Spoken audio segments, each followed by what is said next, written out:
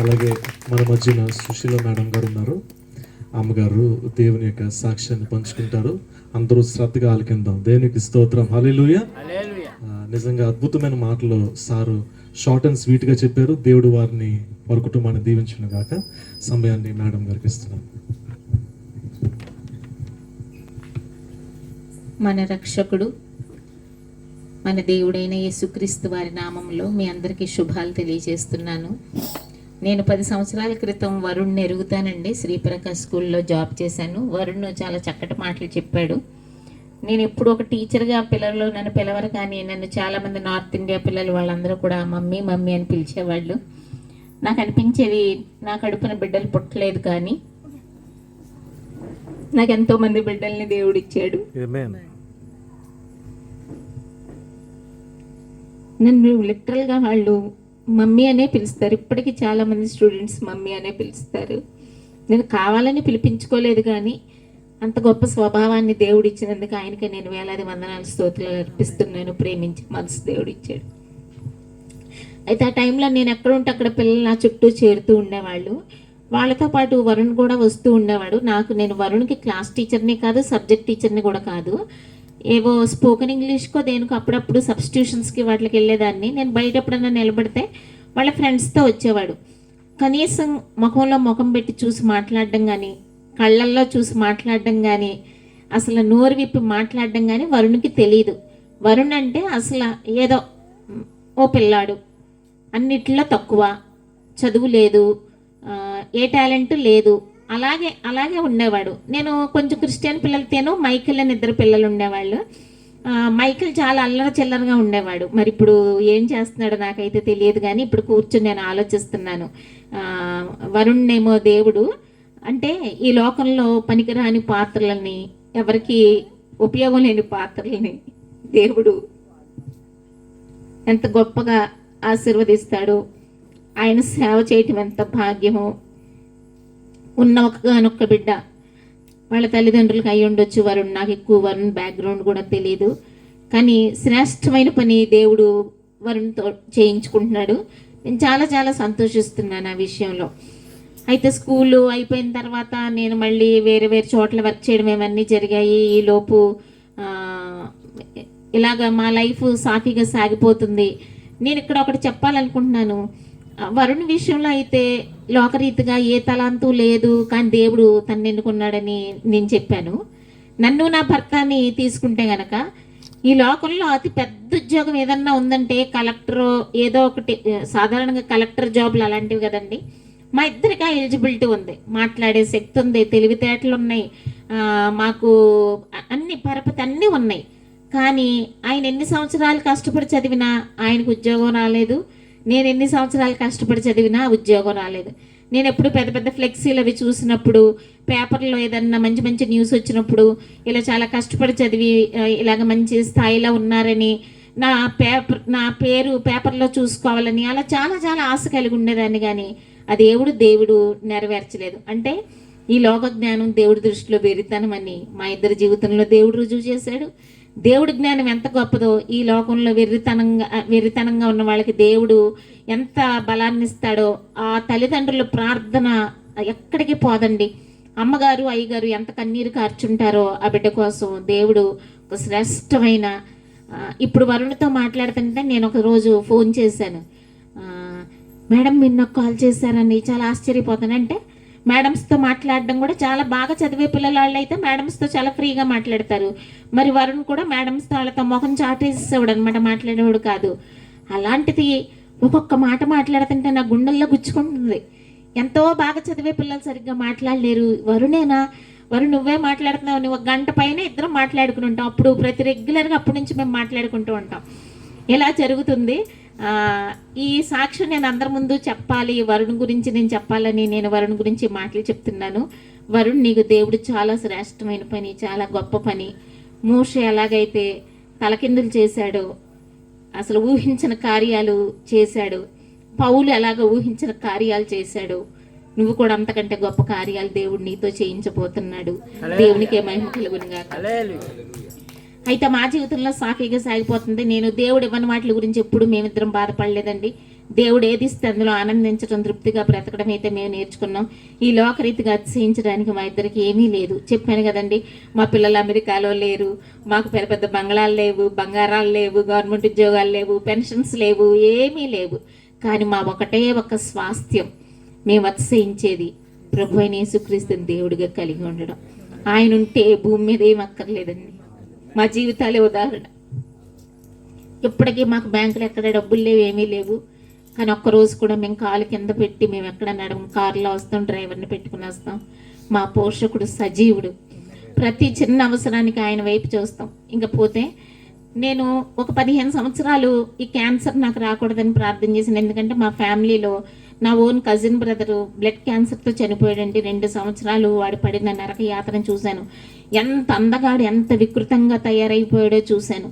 మా పాస్టర్మ గారు 4th stage blood cancer. మా తమ్ముడికి పాస్టర్మ గారికి వచ్చింది కూడా బ్లడ్ క్యాన్సరే.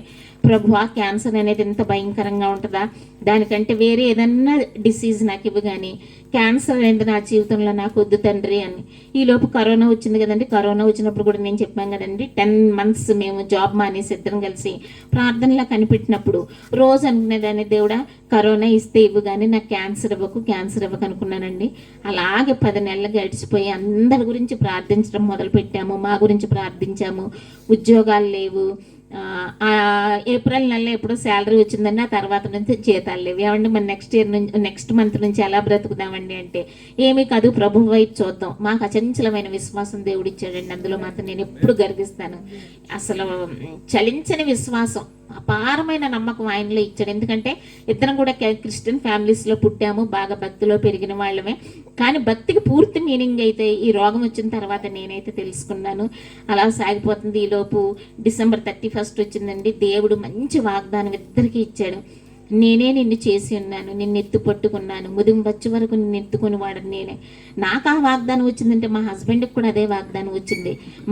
మేము మా వాగ్దానాలు తీసుకోవాలా. పాస్టర్ గారు నాకు ఒకటి, ఇంకెవరో ఆయనకి ఇచ్చారు. ఇద్దరం తీసుకొని చూసుకుని అనుకున్నాను. అంటే ఆ వాగ్దానం మేము పొందుకునే టైంకి 2020 సంవత్సరం ఎండింగ్లో వాగ్దానం పొందుకునేటప్పటికి మీ నంబరు ప్రార్థనలో బాగా ఎదిగేలా చేశాడు దేవుడు. మేమిద్దరికి ఉద్యోగాలు లేవని చెప్పాను కదండి. అయితే మా పోషణ ఎలా జరిగిందని మీ అందరికీ ఆశ్చర్యపడవచ్చు.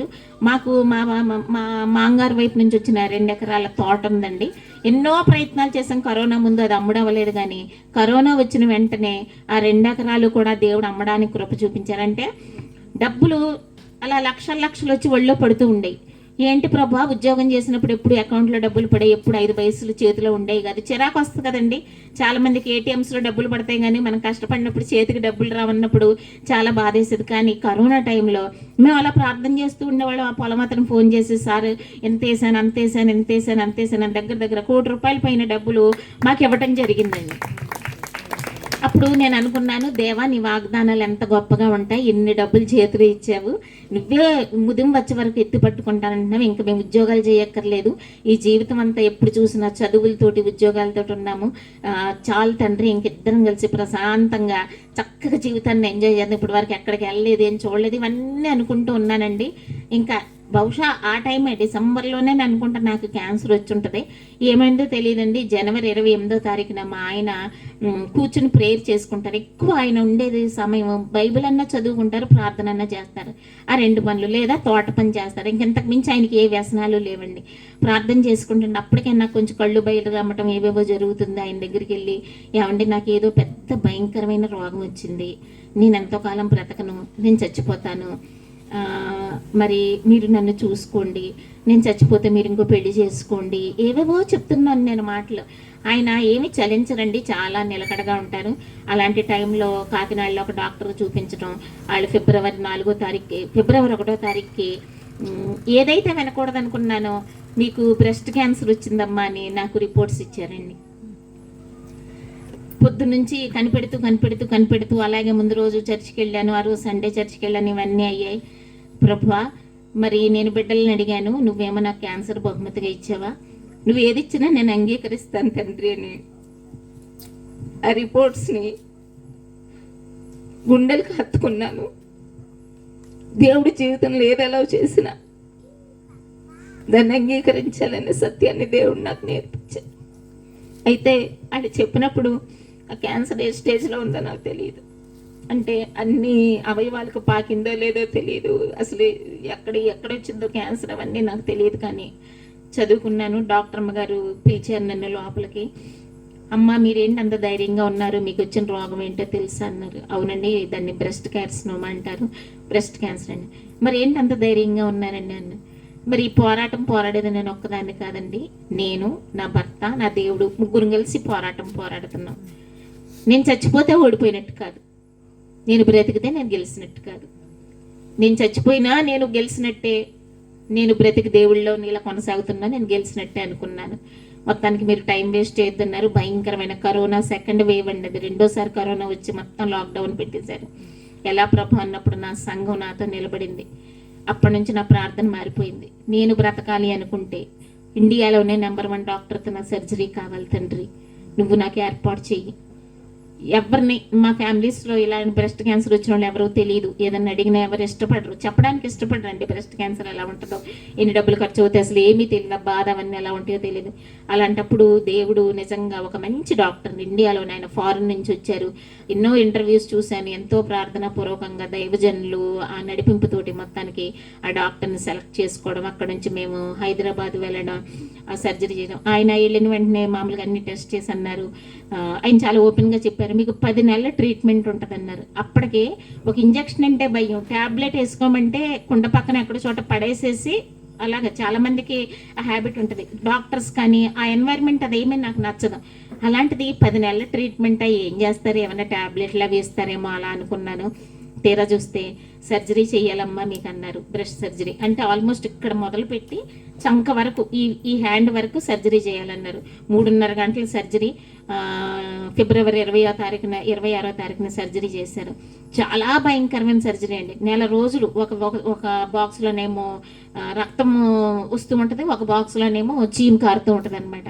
ఎవరికన్నా అయితే 2 వారాలు ఉంటుందండి, నాకు 40 రోజులైనా నాకు అది కారుతూనే ఉంది. అంటే 40 రోజులు స్నానం లేదండి, రోజు ఆ లిక్విడ్ తీయడం, దాన్ని మెజర్ చేయాలి. అసలు ఇంకా బట్టలు వేసుకోవడానికి ఉండేది కాదండి, ఎందుకంటే చెయ్యి పైకి లేపలేము. అసలు ఇక ఎంత నరకం అనిపించాను, అదంతా అనిపించాను. ఆ తర్వాత కీమోథెరపీలు చేయాలన్నారు. కీమోథెరపీ అంటే నేను అనుకున్నాను ఏదన్నా కొంచెం ఇంజక్షన్, ఏదన్నా చిన్న ఇంజక్షన్ ఇస్తారేమో అనుకునేదాన్ని. అదేంటంటే 30-40 వేల ఇంజక్షన్స్, 20 రకాల కాంబినేషన్స్, ఏది కూడా నా బాడీకి పడేది కాదు. ఒక హాఫ్ డే, ఒక 4-5 గంటలు మన బాడీలో ఎక్కిస్తారండి. ఫస్ట్ కీమోకిను నా సర్జరీకి 40 రోజుల తర్వాత కీమోథెరపీ స్టార్ట్ చేశారు. అంటే కీమోథెరపీ తీసుకునేటప్పుడు కూడా నేను చాలా చక్కటి రూపంతో వెళ్ళాను. చక్కని జుట్టు, చక్కని ముఖ కవలికలు, ఏంటంతా కూడా చక్కటి రూపం. తండ్రి, నా క్యాన్సర్ వచ్చిన నా రూపాన్ని నువ్వు పాడు చేయలేదు కదా అనుకుని నేను అందులో కూడా అతిశయించాను. కానీ ఎప్పుడైతే ఒక్కసారి కీమోథెరపీకి వెళ్ళానోనండి, ఆ ఇంజెక్షన్స్ అవన్నీ చేశారు, మందెక్కిచ్చారు, ఇంటికి వచ్చాను, పడుకున్నాను. 24 గంటలు నిద్రపోయానండి నేను. ఫ్యామిలీలు అందరూ అనుకున్నారు ఇంకా చచ్చిపోయింది, అయిపోయింది దీని పని అని అందరూ అనుకున్నారు. నేను కూడా అంతే, నేను పడుకుంటే చచ్చిపోయినట్టే లెక్క. నేను లేచేటప్పటికి మీరు నమ్మరు, ఎంత చక్కని జుట్టుతో వెళ్ళానో, సగం జుట్టు ఇలా ఊడిపోయి మంచంలో పడిపోయి ఉందండి. ఇలా చెప్పలా కింద ఊడిపోయింది. ఇంకా అంతే ఒక్కొక్కటి రాలిపోతా ఉంది. అప్పుడు డాక్టర్ గారికి ఫోన్ చేస్తే, అమ్మ మీరు అది ఊడకముందే మీరు గుండె చేయించేసుకోండి అన్నారు. అప్పుడు ఈ సగం ముక్క నేను అలా తీయించేయడం జరిగింది.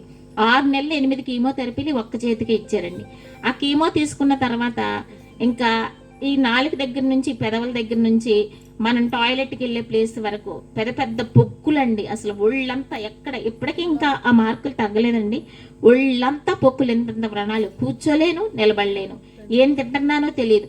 తింటుంటే మోషన్స్ అయిపోయి, తింటుంటే వామిటింగ్స్ అయిపోయి, అసలు రుచి తెలిసేది కాదు.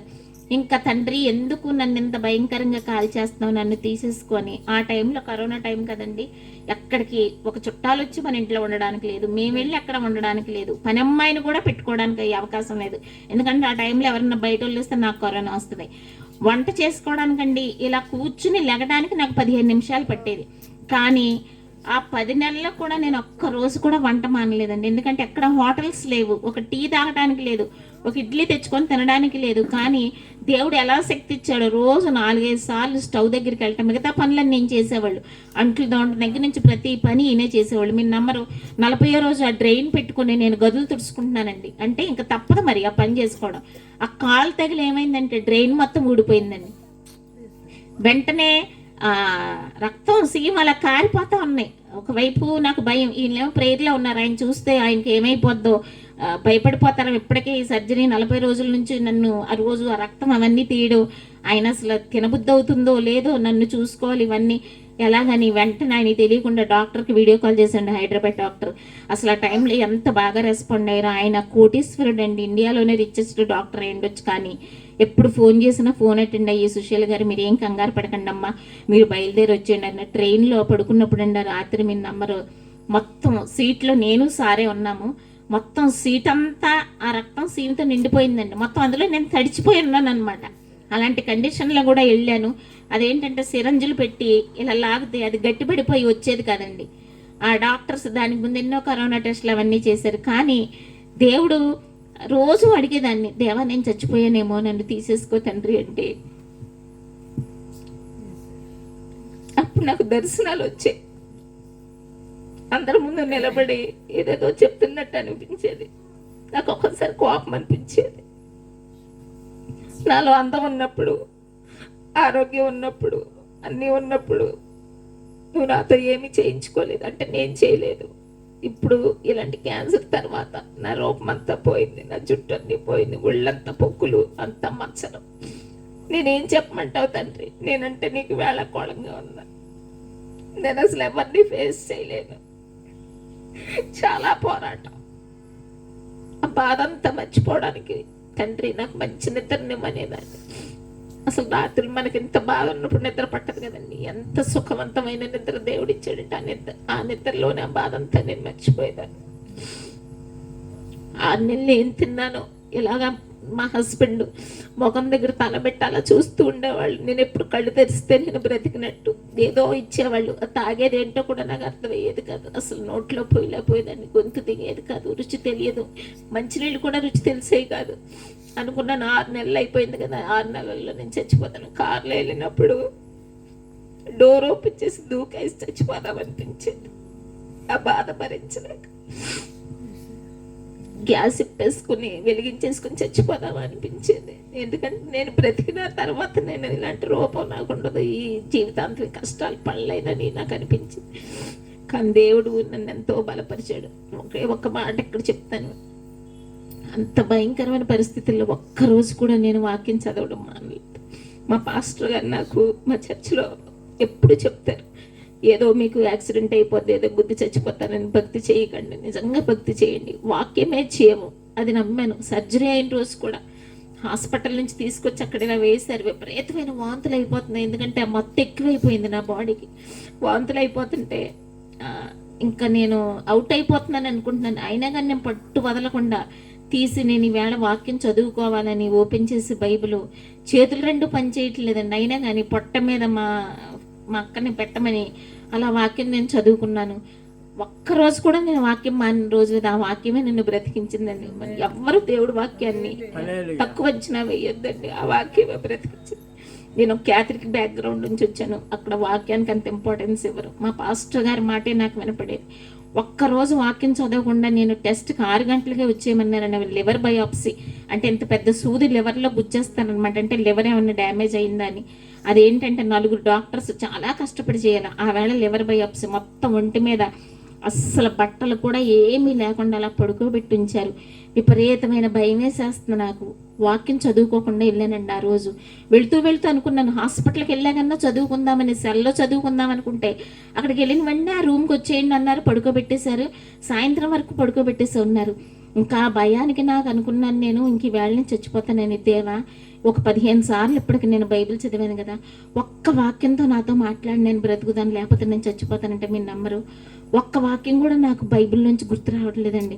కొట్టుకుని చచ్చిపోతున్నాను నేను. ఒక్క వాక్యం ఆదికాండం నుంచి ప్రకటన గ్రంథం మనకి ఎన్ని వాక్యాలు పాస్టర్ గారు ఇలా వాక్యం మొదలు పెట్టంగానే మనం చెప్పేస్తాం కదా, ఒక్క వాక్యం కూడా రావట్లా.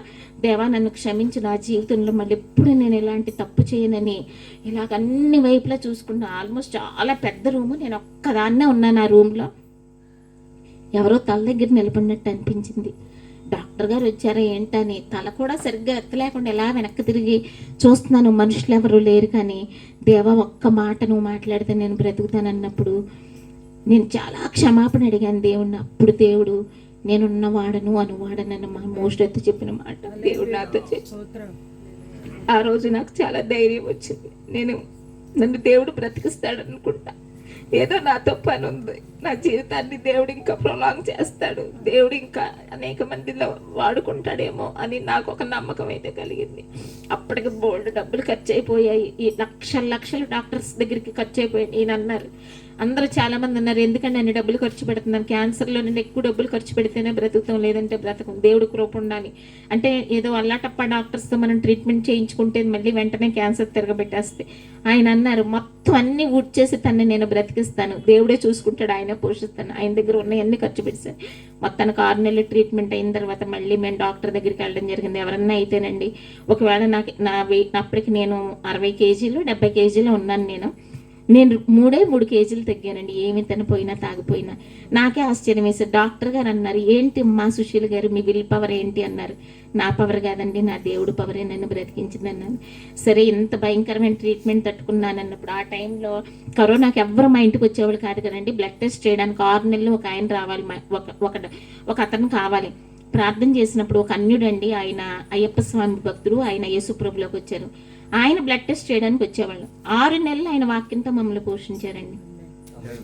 ఒకటే ఒక మాట, ఆయన రాగానే నేను ఈయన ఒక్కదానికే కనపడేదాన్ని, నా రూపం ఎవరు చూడకూడదని నా ఉద్దేశం. ఎందుకంటే ఎప్పుడున్నా చాలా చక్కగా తయారయ్యి మంచి చీర కట్టుకుని మంచి హెయిర్ స్టైల్ అలాగా మెయింటైన్ చేసేదాన్ని, నన్ను ఎవరు చూడకూడదు అనుకున్నప్పుడు ఆయన వచ్చారు. ఈయనేమో నన్ను ఒకసారి బయటికి రా అన్నారు. ఏంటి, ఎందుకు రావాలి, ఎవరిని తీసుకొచ్చావేంటి అన్నప్పుడు నేను చాలా కోపంతో ఇరిటేషన్ తోటి బయటకు వస్తుంటే ఆ బాబు గారు ఇలా వస్తూ ఆయన ఇలా చూసి, సిస్టర్ గారు మీరు ఎందుకండి అంత కోపంగా అలా ఉండొద్దు, మీరు బయటికి రండి, దేవుడు మీకు చాలా గొప్ప బహుమానం ఇవ్వబోతున్నాడు అని అన్నాడు. బహుమానమా? ఎప్పుడు ఇస్తారు? ఈ భూలోకంలో ఎంత నరకం అనుభవిస్తుంటే నాకు బహుమానమా? చచ్చిన తర్వాత నాకు బహుమానం ఏంటండి? అలాగన్నాను. లేదమ్మా, ఈ భూలోకంలో పడే ప్రతి శ్రమకి దేవుడు పరలోకంలో మీకు ఒక గొప్ప బహుమానాన్ని ఏర్పాటు చేస్తున్నాడు అనగానే ఆ మాట నన్ను ఇలా బయటికి తీసుకొచ్చింది. 6 నెలలు ఆయన పొద్దుట వచ్చేవాళ్ళండి 8-9కి, మధ్యాహ్నం 1 గంట 2 వరకు మాతో ఉండి ఆయన వాక్యంతో మమ్మల్ని పోషిస్తూనే ఉండేవాళ్ళు. ఒక అన్యుడై ఉండి దేవుడు వాక్యం ఎంత బాగా ఆయన మమ్మల్ని పోషించాడంటే అది కూడా నన్ను బ్రతికించిందని చెప్తాను. అలా 6 నెలలు గడిచిపోయిన తర్వాత మీకు రేడియేషన్ ఇవ్వాలన్నారు. రేడియేషన్ అంటే మనం సాధారణంగా మన మాటల్లో మీకు మెంటల్ ట్రీట్మెంట్ ఇస్తాం, మీకు కరెంటు పెడతాం, చాలా ఈజీగా అంటామండి. అలా ఏమన్నా ఎక్కడన్నా కొంచెం కరెంట్ షాక్ ఇస్తారేమో అనుకున్నా. రోజుకి 20 నిమిషాలండి కరెంటు మిషన్లో పడుకోబెట్టేవాళ్ళు. ఇది కాకినాడ సూర్య గ్లోబల్ కాదు, అది మెడికవర్ హాస్పిటల్లో. ఏంటో అసలు అది కూడా ఏంటో తెలియదు. వెళ్ళంగానే ఏదో తయారు చేశారు, ఇలా ఒంటి మీద ఏదో ఒక మాస్క్ వేశారు. అంటే అక్కడికి వెళ్ళిన వెంటనే ఏం చేస్తారంటే ఇక్కడ నుంచి అసలు మెడ తిప్పడానికి ఉండదంటే ఇక్కడ నుంచి మొత్తం ఈ బాడీ అంతా ఒక కవచం లాంటిది వేసేస్తారనమాట. వేసేసి మన ఆ మిషన్లో పడుకోబెడతారు. అలా రోజుకి 20 నిమిషాలు పడుకోబెట్టేవాడు. ఆ మిషన్ అంటే విపరీతమైన భయం. అంటే మన దగ్గర ఎవరు ఉండరు. ఆ మిషన్ ఏదైనా అయిపోయి అందులో నేను నలిగిపోతాను, అది చుట్టూ తిరుగుతూ ఉంటుంది అనమాట. మొత్తం ఇదంతా రేడియేషన్ ఇస్తుంది. ఒక 10 రోజులు బాగానే ఉందండి. 11వ రోజు నుంచి ఒక కాకిని, అదే ఒక కోతి ఏదైనా కరెంటు స్తంభాల మీద కాలిపోతే ఎలా ఉంటుంది చూడండి, అలా వచ్చేసింది. అంటే మొత్తం ఇక్కడ నుంచి ఈ పార్ట్ ఇక్కడ వరకు మొదలుపెట్టి అక్కడికి వెళ్ళిన తర్వాత చెయ్యి ఇలా లేపమనేవాళ్ళు. ఇలా లేపాను 15 రోజులకి. పనసకాయ చూడండి పండిపోయినప్పుడు ఎలా విచ్చిపోద్దో, మొత్తం ఇదంతా ఇలా విచ్చిపోయిందండి.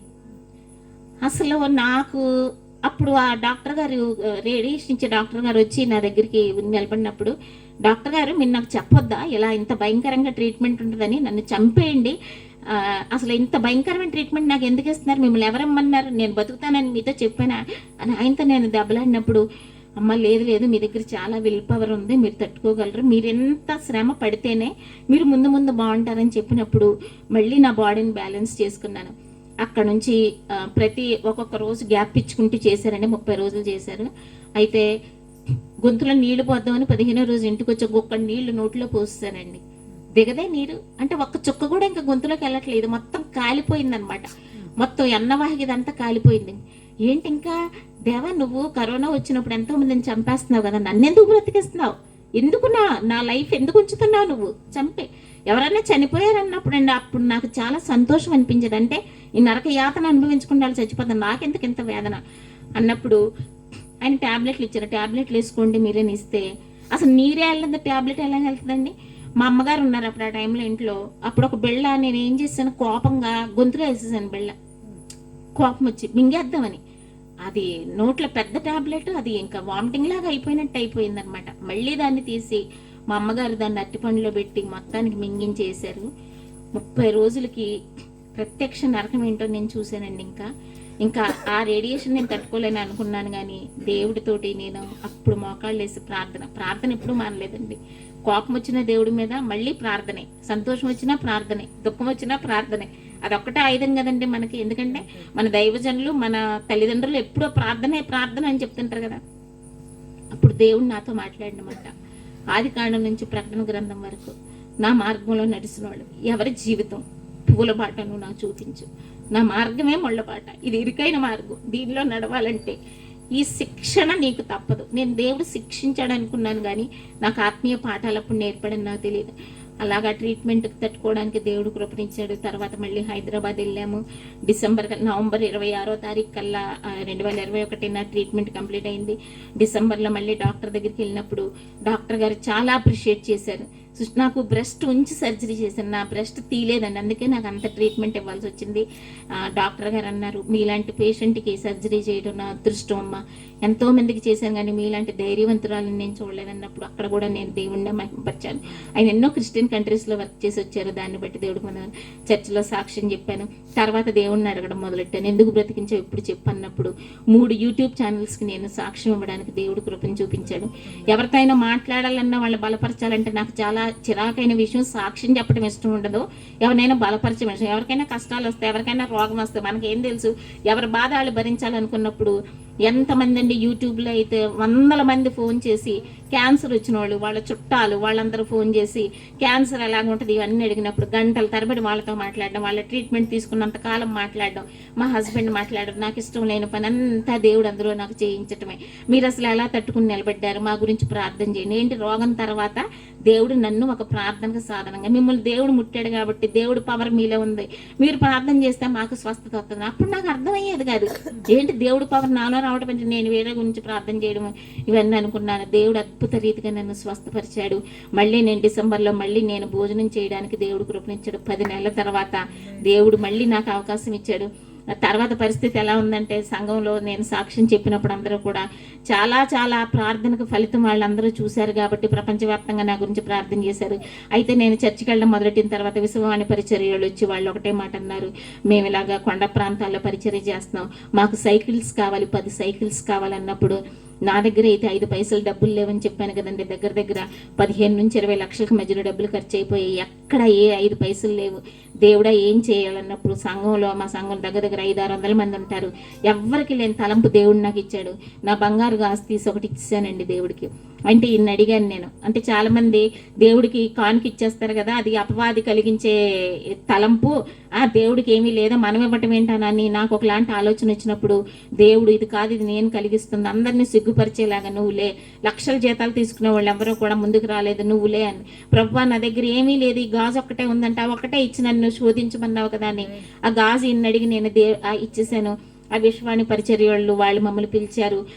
దగ్గర ₹1,00,000 దాకా వచ్చింది. వాళ్ళకి మైక్ కొనిచ్చాము, సైకిల్స్ కొనిచ్చాము, అన్నీ అయిపోయింది. ఈలోపు దేవుడిని ఒకటే మాట అన్నాను, దేవా నాకున్నదంతా తీసుకుని ఆ గాజు తాకట్టు పెడితే నేను ఇప్పుడు ఉద్యోగం చేయలేను, ఏమీ చేయలేను, మరి నువ్వు నన్ను ఎలా పోషిస్తావు, ఎవరిని 5 పైసలు ఇప్పుడు అడగటం తెలియదు, ఇవ్వటమే కానీ నువ్వు ఎలా పోషిస్తావు అన్నప్పుడు అద్భుత రీతిగా ట్రీట్మెంట్ అయిన 6 నెలల లోపు దేవుడు మళ్ళీ ఉద్యోగంలో జాయిన్ అవడానికి ఇంకా నా గుండు మీద వెంట్రుకలు కూడా రాలేదు, ఒళ్ళంతా మచ్చలు. ఏదో పెళ్ళికి, ఏదో చుట్టాల పెళ్ళికి వెళ్తే అక్కడ ఒకసారి చూసి, మేడం సిస్టర్ దగ్గర చాలా టాలెంట్ ఉంది, మా స్కూల్కి రావాలి, ఆవిడ మీకు ఎప్పుడు ఏసీ రూముల్లో మిమ్మల్ని కూర్చోబెడతామని నన్ను ఒక మహారాణిలా చూసుకున్నారండి.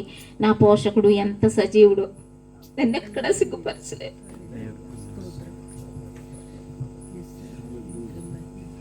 అనేక మంది మధ్య దేవుడు సాక్షిగా వాడుకున్నాడు. అక్కడ ఒక 1.5 years చేశాను. తర్వాత ఇంకో స్కూల్ వాళ్ళు ఫోన్ చేసి వాళ్ళు మీరు రావాలన్నారు. ఇప్పుడు ప్రజెంట్ వాళ్ళ స్కూల్లోనే చేస్తున్నాను. కానీ ఏదేమైనా ఈ లోకరీతిగా ఏది చేసినా మాకు ఆనందాన్ని సంతోషాన్ని ఇవ్వట్లేదు. కానీ దేవుళ్ళో ఏది చేస్తాం అదే మాకు సంతోషాన్ని ఆనందాన్ని ఇస్తుంది. ఇద్దరం కలిసి ప్రార్థనలోనే ఉంటాం. దేవా ఎక్కడో చోట తీసుకెళ్ళి నీ వాక్యం నీ సాక్ష్యం అన్నా చెప్పించుకో, నీ వాక్యం అన్నా చెప్పించుకో. మేము ఎవరికి ఫోన్స్ చేసి చెప్పాం. నువ్వు రమ్మంటే మేము వెళ్తాం. మేమేమి ఆశించం తండ్రి. నువ్వు మాకు అనుగ్రహిస్తే మేము తీసుకుంటాం. ఓపుకున్నంత వరకు అనేక మందిని బలపరచాలి. అన్నీ ఉన్నప్పుడు దేవుడు కాదు. వరుణ్ స్టార్టింగ్లో పాట పాడాడు కదా, ఏది క్షీణించినా ఏదున్నా లేకపోయినా దేవుడిని కలిగి ఉంటే జీవితాలన్నీ కలిగి ఉన్నట్టే. మా ఇద్దరు ఆశ అదొక్కటే. ప్రతి నెల ఏదో ఒక చోటుకి వెళ్తామండి, ఇలా నా సాక్ష్యాన్ని పంచుకుంటాం. మన దేవుడు చాలా మందికి రోగాలు వస్తాయి పోతాయి, కానీ నా రోగాన్ని మన రోగాల్ని దేవుడు గొప్ప దీవెనలుగా మార్చాడు, గొప్ప ఆశీర్వచనంతో ఉంచాడు. నా మాటలు ఎంతో మందిని బలపరుస్తాయి. పక్కన ఎవరో ఒక టీచర్ కూర్చుంటారు, మేడం మా మమ్మీ ఫస్ట్ కీమోకి చచ్చిపోయారు, మీరు అసలు ఎలా బతుకున్నారు. ఇంకొకరు అడుగుతారు, ఏంటి మీరు క్యాన్సర్ గెలిచారా, అసలు ఇప్పుడు మిమ్మల్ని చూస్తే క్యాన్సర్ వచ్చినట్టుందా, అసలు మీ జుట్టుకి ఏం పెడతాను, నేను ఏమి పెట్టను, కొబ్బరి నూనె కూడా నేను సరిగ్గా రాయను, మీ ఒంటికి ఏం పెడతాను, నేనేమి పెట్టను, మీ వయసు అంతా 52 సంవత్సరాలు, 50 ఏళ్ళు దాటిన వాళ్ళు మీకు లాగా అసలు ముసలోళ్ళు అయిపోయి ఉంటారు కదా అన్నారు. అదంతా ఆయన ఇచ్చిన కృప. దేవుడి దగ్గర ఒకటే అన్నాను, నువ్వు నాకు స్వస్థత ఇవ్వకుండా ఇలాగే ఉంచినా నేను అందరి ముందు ఒక సవాలుగా నిలబడి నేను నిన్ను ప్రకటిస్తాను. నన్ను మళ్ళీ సౌందర్యవంతంగా చేసిన నా అందాన్ని నువ్వు నాకు ఇచ్చిన జుట్టుతో సహా నిన్ను గనపరుస్తాను. నేను ఏదైనా నీ చిత్తమే అనుకున్నాను. ఆయన చేతుల్లో పెట్టినప్పుడు జీవితాలను ఎంతో అద్భుతంగా మాడతాను. అవకాశం ఇచ్చిన దేవాది దేవునికి వందనాలు. మా ఇద్దరి గురించి ప్రార్థించండి. అనేక చోట్ల మేము వెళ్ళి ఇలా సాక్ష్యం చెప్పాలి. దేవుడు ఈ సాక్ష్యాన్ని దీవించునుగాక. ఆమేన్. గట్టిగా చప్పట్లు కొట్టేసాను కదా, పరచండి. దేవునికి స్తోత్రం కలుగునుగాక. ఫోన్ ఫోన్